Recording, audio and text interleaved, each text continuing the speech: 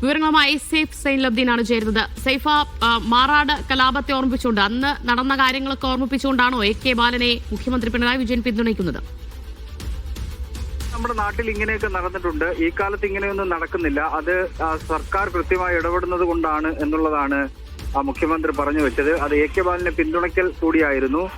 അദ്ദേഹത്തെ തള്ളിപ്പറയും എന്നാണ് പൊതുവെ കരുതിയിരുന്നത്. കാരണം CPM-ന്റെ സംസ്ഥാന സെക്രട്ടറി രാവിലെ തന്നെ ആ നിലപാടിനോട് യോജിക്കാത്ത തരത്തിലാണ് ഒരു പ്രതികരണം നടത്തിയത്. പക്ഷേ മുഖ്യമന്ത്രി പിണറായി വിജയൻ അതുമായി ബന്ധപ്പെട്ട് ബാലന്റെ പ്രസ്താവനയെ ന്യായീകരിക്കുന്ന രീതിയിൽ തന്നെയാണ് സംസാരിച്ചത്. അതിനൊപ്പം തന്നെ കോൺഗ്രസിന്റെ പ്രധാനപ്പെട്ട നേതാക്കൾ AK ആന്റണി, രമേശ് ചെന്നിത്തല, VD സതീശൻ അടക്കമുള്ള നേതാക്കൾ നടത്തിയ ന്യൂനപക്ഷ വിരുദ്ധ പ്രസ്താവനകൾ അദ്ദേഹം ഓർമ്മിപ്പിക്കുകയും ന്യൂനപക്ഷങ്ങൾ സംഘടിതരാണ്, അവർക്ക് അർഹമല്ലാത്ത കാര്യങ്ങൾ നേടിയെടുക്കുന്നെന്ന് AK ആന്റണി പറഞ്ഞതും 5ാം മന്ത്രിസ്ഥാനം നൽകിയത് ശരിയാണോ എന്ന് പരിശോധിക്കണമെന്ന് VD സതീശൻ പറഞ്ഞതും 2 കൂടുതൽ സ്കൂളുകൾ അനുവദിച്ചപ്പോൾ 2 സീറ്റ് അനുവദിച്ചപ്പോൾ ഇനി അവർക്ക് സീറ്റ് നൽകിയാൽ അവർ പിന്നീട് കൂടുതൽ സീറ്റ് ചോദിക്കുമെന്ന് രമേശ് ചെന്നിത്തല പറഞ്ഞതുമെല്ലാം മുഖ്യമന്ത്രി വാർത്താ സമ്മേളനത്തിൽ ഓർത്തെടുത്ത് പറയുന്നുണ്ടായിരുന്നു. എന്തായാലും ഇതൊരു പുതിയ പോരിലേക്ക് കാര്യങ്ങൾ എത്തിച്ചേരുകയാണ്.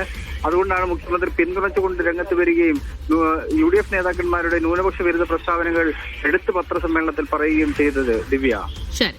AK ബാലനെ പിന്തുണച്ചുകൊണ്ടാണ് ഇന്ന് മുഖ്യമന്ത്രി പിണറായി വിജയൻ വാർത്താ സമ്മേളനത്തിൽ രംഗത്തെത്തിയത്.